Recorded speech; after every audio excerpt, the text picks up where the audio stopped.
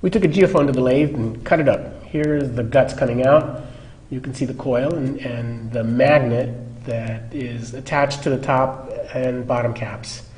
The magnet is held with some little aluminum pieces, and the whole thing is sort of pressed together. The coils are counterwound to reduce distortion set up. And it's very fine wire. Here's what it looks like. Just fine little hairs. Of the resistance on the coils that we use is about 380 ohms. Yeah,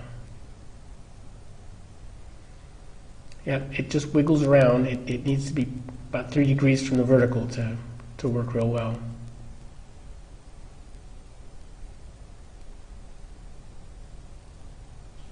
Here's a detail of the springs. You can see that the springs are attached at 3 points. You can see a better view in the cap when I show it to you. And winds around for 1/3 of the circle, 120 degrees.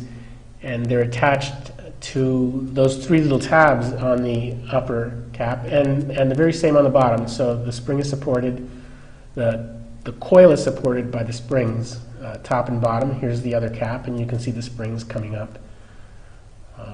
And there you have it. That's what's inside a geophone.